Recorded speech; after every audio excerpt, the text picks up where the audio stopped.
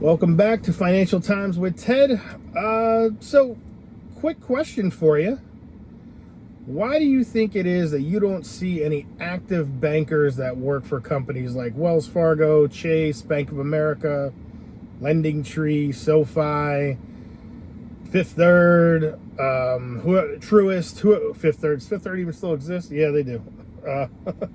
Uh, so why do you think you don't see any of their bankers on YouTube or Instagram or TikTok telling you how to navigate the banking industry, like legit how to, overcome obstacles, figure out how to better improve your credit scores, figure out how to better improve your odds of getting approved for a loan, how to maybe get a better better rate once you do get approved. What happens when you do get approved? Can you buy it down? Is that the best rate you can get, period, the end?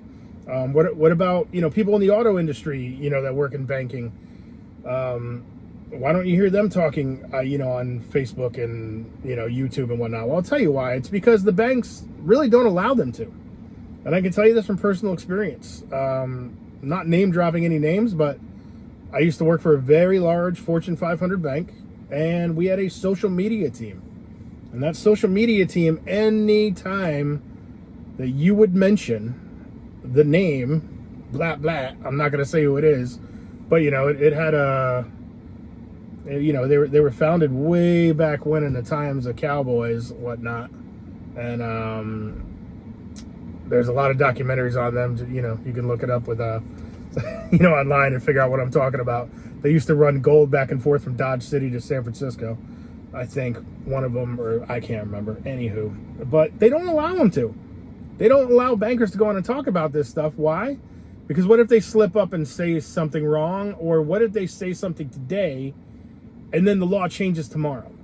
That then makes them liable because you're saying, hey, I work for XYZ Bank. Here's my banking advice. That's why I always preface my videos with, hey, I'm not a financial advisor. I'm not a CPA. I'm not a financial professional. But I've got 20 years of banking experience in both the legal division, sales, credit, underwriting, collections. So I was in upper management, made it to the VP level. I was in the thick of things but now that I'm not working for the banks anymore, I can bring everything to you and tell you from my experiences what I experienced, what I saw, what I witnessed, and the fact that I still own a bunch of real estate. I still actively invest. I can tell you from my experience what I'm navigating, how I'm navigating. And if I were to go out and get a loan today,